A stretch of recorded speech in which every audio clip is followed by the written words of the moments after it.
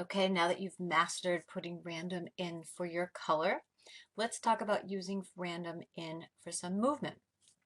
So what I have here is the code that is currently giving me just a straight line. It has a random on the stroke. But what I want is for it to swing at the bottom.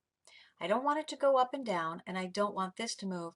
I just want it to move horizontally here. All right, so the question is, what do I need to change? Well, my first two coordinates, the 250 and 0, are for this point of the line. So they don't need to move.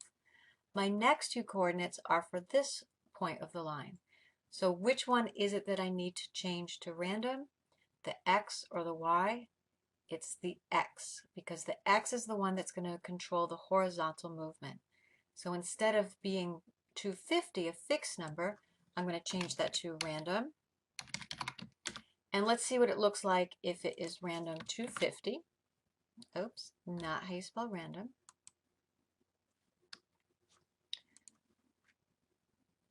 Okay, so if it's random 250, it starts from 0 and it goes up to 250. So this is a good start, but it's not giving me this example where I want it to swing to both sides.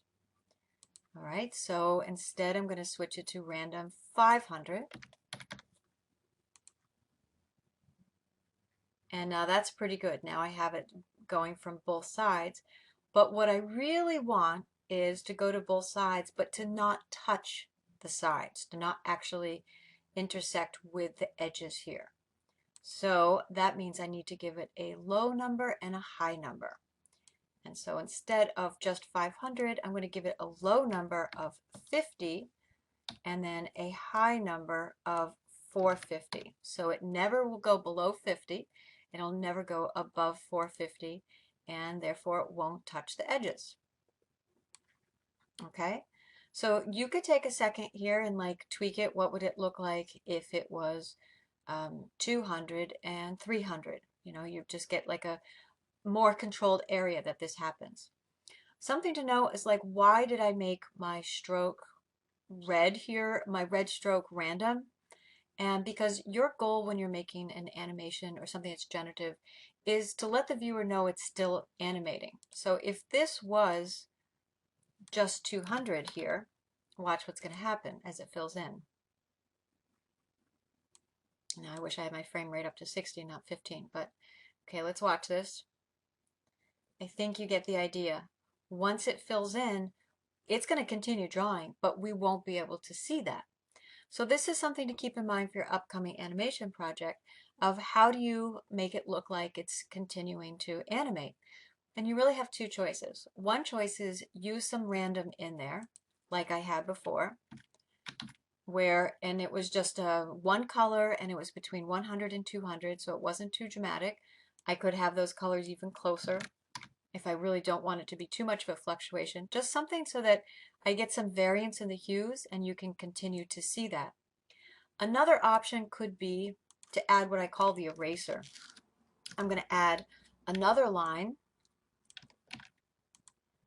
just copying and pasting so it has all the same parameters, arguments as my original one.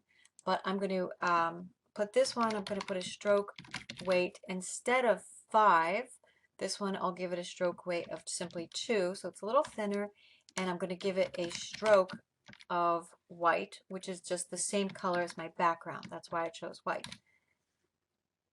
What did I do here? Stroke weight. I did not write that right.